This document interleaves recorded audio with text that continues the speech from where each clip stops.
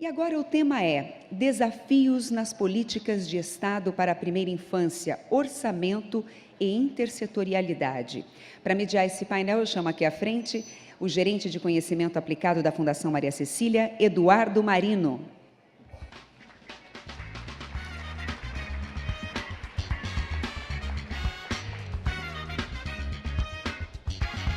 E chamamos também as palestrantes Úrsula Dias Pérez, professora da Escola de Artes, Ciências e Humanidades da USP, e Ariela Luna, da Atipai Consultoria, no Peru.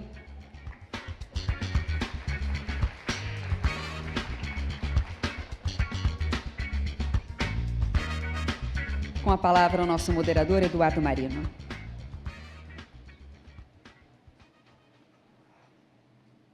Bom dia a todos e todas. Acho que nós estamos muito contentes de desde ontem, estarmos aqui com a casa cheia. Acho que tem sido realmente um prazer estar aqui no Recife, em Pernambuco, e ter tido o contato desde ontem com pessoas de diversos estados, com os nossos colegas da região norte, do Acre, do Ceará, muita gente de São Paulo também. Tive conversando ontem com pessoas de Minas Gerais. Então, a gente está realmente muito contente com o que tem acontecido aqui, não só em termos de conteúdo, mas de presença, né? Essa é a última mesa temática aqui do nosso evento, e nós reservamos 2 temas que têm sido recorrentes aqui desde ontem, né? A questão que o Marco Legal traz da intersetorialidade e a questão de orçamento, né? A questão da intersetorialidade, ela aparece no Marco Legal de maneira transversal. Ela se dá tanto na perspectiva interfederativa, né, nessa relação entre o nível federal, estadual e municipal, e também na perspectiva intra, né, aí tanto no nível federal, como as diferentes pastas devem se integrar para programas de primeira infância, quanto no nível estadual e no nível municipal, né? E os desafios foram levantados aqui por vários dos palestrantes, né? Ontem, a Márcia Castro, acho que teve uma fala bastante emblemática, quando trouxe as questões básicas que um município pode se organizar, como a questão do controle da dengue ou dos mosquitos causadores do Zika vírus, como é importante uma integração das diferentes pastas para poder endereçar problemas críticos como essas epidemias, né? E a questão do orçamento, ela faz parte dessa integração, né? Porque como é importante você, num processo de estruturação de um programa de primeira infância, você incluir também a Secretaria de Finanças para poder, de fato, dar conta, né? E nessa questão específica do orçamento, nós também tivemos aí muitas discussões, muitas perguntas nessa linha. O que o Marco Legal traz é o desafio, a importância da transparência, né?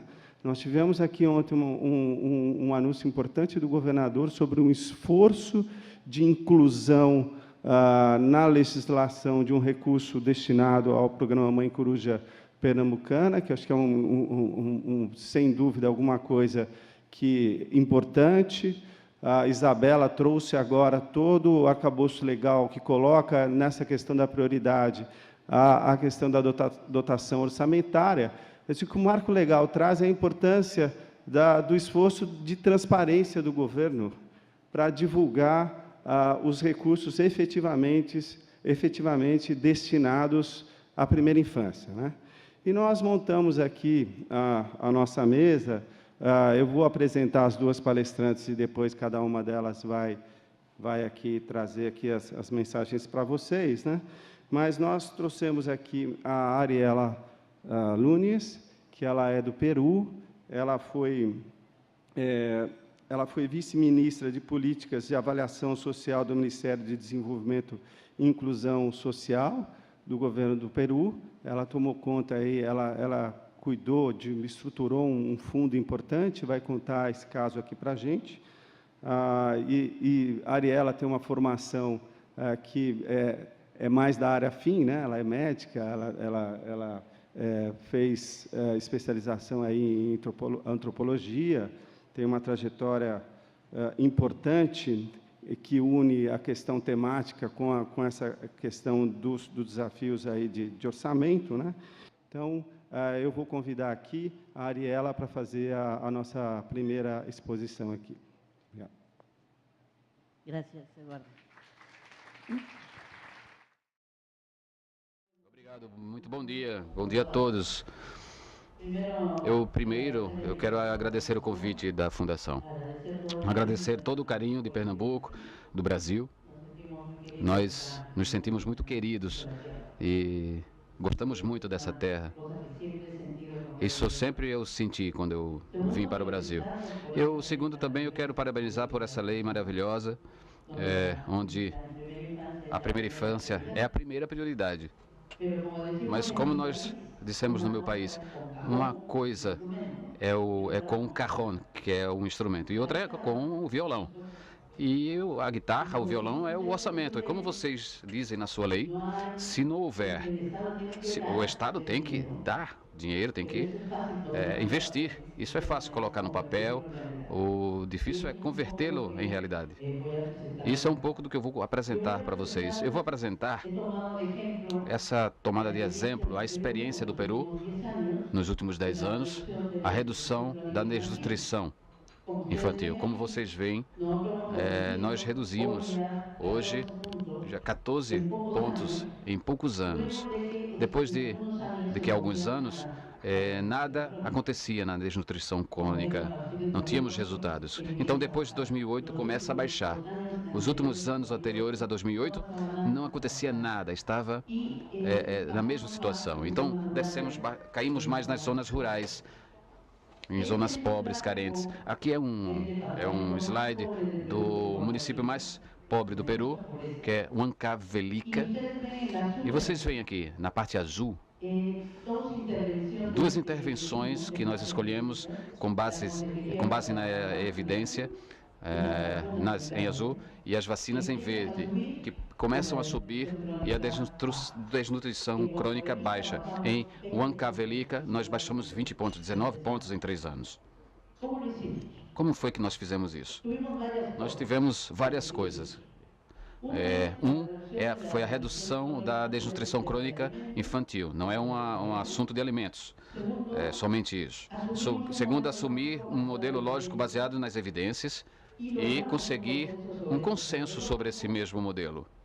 Nós tivemos um consenso importante, sociedade civil, governo, todos os autores e atores, todos os atores, 2 pontos que eu vou tratar nessa exposição, que é proteger os recursos para o processo através do orçamento pelos resultados. E geramos mecanismos de incentivo. Dessa forma, nós temos um corpo de pesquisa que permite medir dia a dia como funciona esse tema.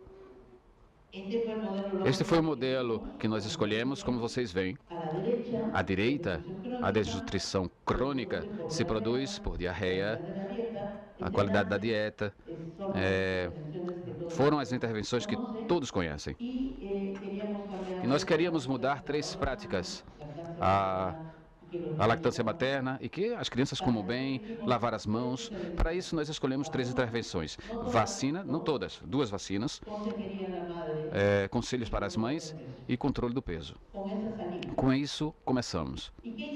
O que foi que nós fizemos? Nós integramos a estratégia com o orçamento. Para quem conhece o orçamento, à direita é a estrutura funcional programática clássica no Brasil, o Brasil também tem. À esquerda, o modelo lógico de desnutrição crônica. O que foi que fizemos? Geramos uma caixa que se chama produto, que conecta a estratégia com o orçamento. Conecta o modelo lógico, a teoria da mudança com o orçamento.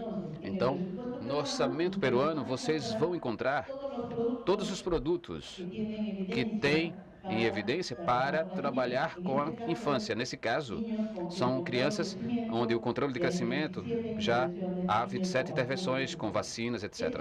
Essa caixa, o produto, tem uma expressão orçamentária. Se vocês veem o orçamento do Peru, pode perguntar quanto gasta o Peru no Conselho das Mães, e as pessoas rapidamente vão buscar isso, diz tantos milhões. Isso começamos a sensibilizar e começamos a conectar o modelo lógico com o orçamento. Além disso, nós geramos um mecanismo, vários mecanismos de incentivo. O primeiro foi alinhar os orçamentos com as intervenções priorizadas. A confecção do desenho do orçamento em qualquer ministério, Brasil, Peru, qualquer um, é um desenho político. O controle de crescimento, as vacinas, o parto humanizado que falavam ontem, a aula de matemática nas zonas rurais, compete com o avião, compete com uma série de coisas que outros setores querem. E estes serviços não têm nenhum valor político. Se você quiser, por exemplo, falando de saúde, eu como ministro vou e digo, olha, eu quero acabar com o câncer. Eu por outro lado digo, eu quero dar um valor para o Conselho das Mães. O valor político de câncer é 1 milhão de vezes mais que o valor político do Conselho das Mães. Fazendo essa intervenção 1000 vezes mais positiva que o câncer. Não é isso. Mas isso não se entende no nível político, e isso se discute no Ministério da Economia quando se desenha o orçamento. Então o orçamento é como um elefante, que normalmente olha para lá. Não vê assim, de frente, vê assim. O primeiro mecanismo de incentivo que nós criamos foi, tem que movimentar esse elefante. A criança está aqui, na frente, volte. Esse é o primeiro mecanismo que nós desenhamos. Vocês veem à direita o valor em vermelho. Tudo o que acontece nas regiões peruanas que entraram para o orçamento para a luta contra a desnutrição crônica. E a esquerda, a direita em vermelho é a prevalência da desnutrição crônica. E a esquerda é o montante tido do orçamento. Vocês veem em cima, foi uma região que teve 0 e tem muita desnutrição crônica. E embaixo, Tana, que teve muito do orçamento, tem pouca desnutrição crônica. Conclusão, isso é o contrário. Aconteceu o contrário. O que precisa mais são os que menos têm. Isso é o que normalmente acontece nos orçamentos anuais. Uma vez que nós fizemos isso, se aprovou essa nova estrutura. Se vocês veem agora, Tana, a de cima, tem pouco dinheiro, porque tem pouca intervenção, pouca desnutrição crônica. O que tinha mais desnutrição crônica tem muito dinheiro. Quem pode fazer essa mudança no orçamento? O Ministério da Saúde? Não. O único que pode ser feita essa mudança é o Ministério da Economia, pela Secretaria de Economia no Brasil. Não há mais. Aqui entra o papel do Ministério da Economia de olhar a infância e a advocacy. Quando eu escutava a incidência, o ministro de Economia é chave. Ele tem que ver o vídeo do começo da vida, se tiver um filho pequeno, inclusive, porque isso sensibiliza, isso é pessoal. Então nós conseguimos isso. E voltou. Quando nós vimos os indicadores, não tinha mudado muito. Maior designação de orçamento iguais aos resultados, nem sempre. Como vocês veem, não há muitas mudanças nas intervenções. O que foi que nós fizemos? Analisamos um pouco mais. Isso é o que se chama a última milha. O orçamento que se solicita para as unidades executoras do Brasil deve ser igual. É o histórico. Se no ano passado disse que foi 10, esse ano eu vou pedir 13. E nesse mês disse, bom, 13 é muito, 11. E se dá o orçamento. Não é um orçamento... Já tem 20 minutos? Já. A unidade executora planeja. Normalmente se compra o que não é preciso para o serviço. Por quê? Porque a conexão entre técnico e o logístico é muito ruim. O logístico não entende o que o técnico precisa. E o estabelecimento não conta com todos os insumos para dar o serviço. Então tem que se trabalhar esse último caso. O que foi que nós fizemos em 2010? Demos mais orçamento para essas intervenções, vacina, o CRED foi de 400 vezes mais, 400% de aumento, mas condicionado a programar por estabelecimento de saúde. Então tinha que ter uma condição e padronizar.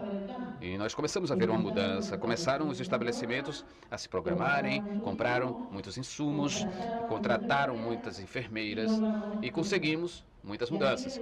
E aqui vocês veem à direita, entre 2009 e 2010, a variação, que é muito importante, nas intervenções. E isso se produziu a redução da desnutrição crônica infantil. No Peru, entre outras coisas, como eu disse, há várias. Segundo esquema, linha de produção. Uma coisa que nós aprendemos é que tem que ser feita a programação do orçamento em linha de produção. À direita, o resultado. Parto humanizado, desnutrição crônica, mortalidade infantil, o que quiserem. E aqui, à esquerda, toda a linha de produção, o ponto de atendimento ao estabelecimento de saúde. E a unidade executora é a que compra, a que contrata os professores, as enfermeiras, os engenheiros. Hoje nós assinamos convênios como governo nacional com os governos estaduais. E nós dissemos, você tem que conseguir, e vou passar um pouco mais, vamos passar.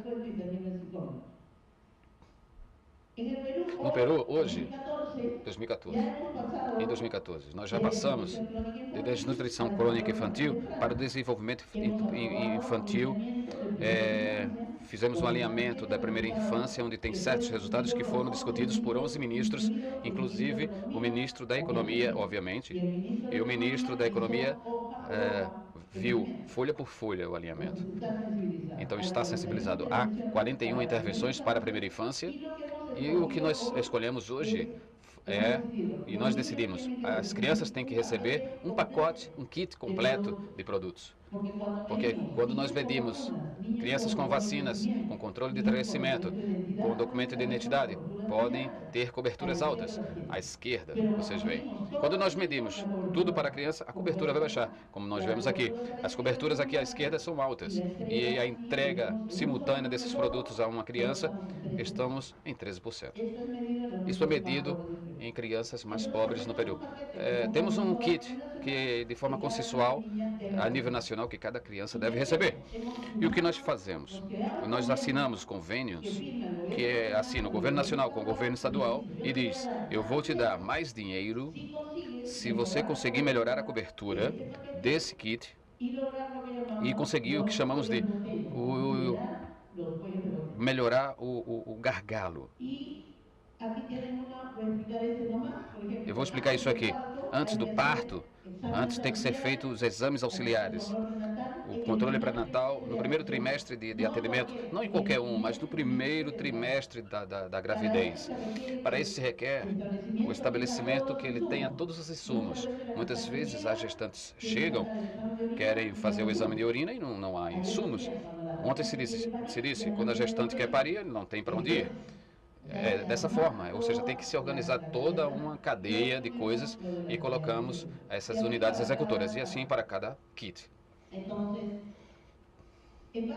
Então, com base em tudo isso, conseguimos alguns resultados. No Peru, uma coisa que nós decidimos, todos os incentivos apoiam para aumentar a cobertura nas zonas mais pobres, nas zonas rurais. Se aumenta aqui, sobe automaticamente das outras. Mas, felizmente, com êxito, Alguns indicadores são melhores nas zonas rurais que em zonas urbanas. E aqui nós vemos como subiu. Aqui a porcentagem de crianças menores de 24 meses, com todo o kit, já subiu em 2 anos. E nas zonas rurais, mais que na zona urbana, que agora estamos entrando para começar o trabalho. Uma coisa especial para tudo isso, esse kit de crianças, o crédito completo, com controle de crescimento, vacinas, documentos de identidade, deve ser um pacote, um kit que as crianças têm que receber. A questão nas creches, em programas de proteção infantil, no nosso caso, Cuna Mas. Nós colocamos um indicador para o Cuna Mas. Vocês viram ontem, falando do Cuna Mas, o nosso sistema. E quando nós vimos as crianças do Cuna Mas, tinha pouco esse kit. Não tinham todo o kit. Então, com convênio, nós colocamos um indicador que dizia crianças do Cuna Mas com um kit completo. E hoje nós aumentamos quase 5% para 45% nas crianças do Cuna Mais. Nós não podemos esquecer que essas crianças que estão em programas infantis um pouco isolados, perdem toda essa integração, e o que tem que se entender é que a infância é 1 mais 2 mais 2 mais 3 mais 4 mais 5. É um misto de intervenções, uma mescla. Aqui também vemos alguns resultados no kit 1 antes do parto, no kit 2 durante a infância. Todos esses produtos são multissetoriais, que é outra coisa que temos que entender. O tema de prestação de saúde tem a ver com transporte, porque tem a ver com a estrada, tem a ver com telecomunicações, porque tem a ver provavelmente com mandar o resultado pela internet ou por telefone. Tem a ver com tecnologia, tem a ver com a educação da mãe, porque é muito melhor uma mãe educada que uma mãe que não está educada, que não é educada, etc, etc.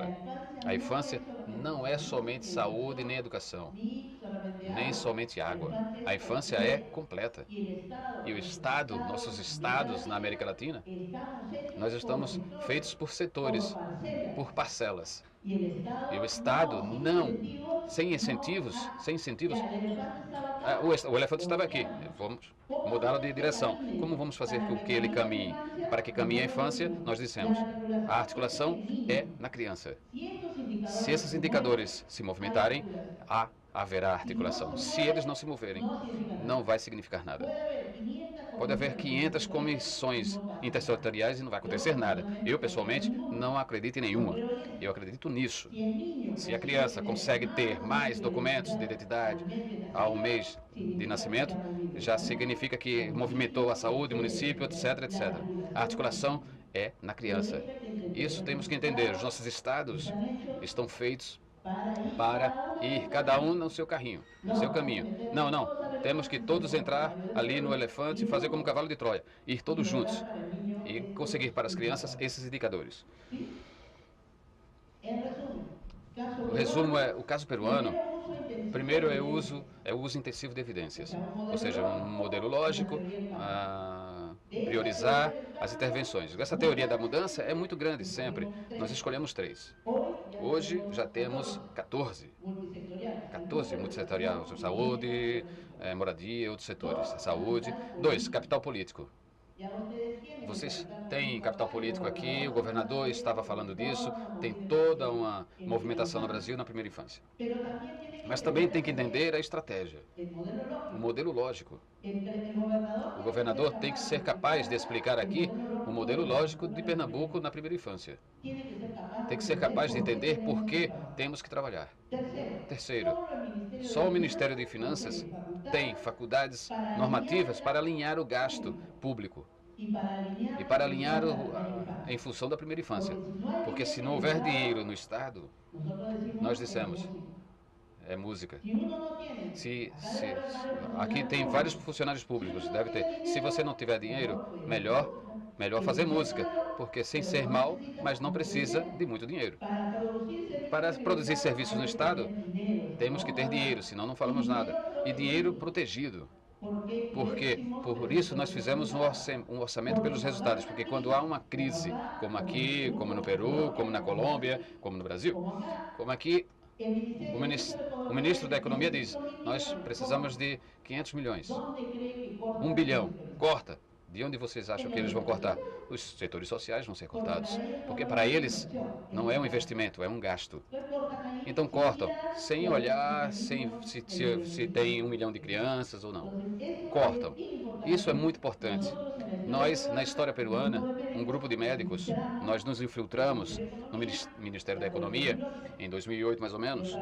Eu trabalhei no Ministério da Economia 2008 até 2010 e nós nos infiltramos e trabalhamos muito com os setores da economia. Isso é um fator fundamental para a primeira infância. O quarto, o sistema de incentivo tem que ser um sistema, não pode ser um só. Colocar o elefante no caminho correto, fazer com que ele caminhe e ficar pendente disso, podemos fazê-lo nesses anos, e o incentivo para que o estabelecimento de saúde, ou o colégio, ou a comunidade, também veja a infância, que não é tão simples. Temos que fazer um sistema de incentivo. Quinto, contextualizar o modelo de serviço com a identidade cultural, etc. E sexto, monitorar e medir um grupo pequeno de indicadores relacionados com o modelo causal, conectados nessa linha de produção, insumo, produto, orçamento. Eu convido a vocês para que entrem na página do Ministério da Economia peruana, Ministério da Economia, Consulta Amigável Peru, e vocês vão ver programa articulado, esses produtos que eu estou dizendo, com o dinheiro que tem hoje e com o que eles gastaram ontem. Também é um sistema de prestação de contas e transparência. Muito obrigado.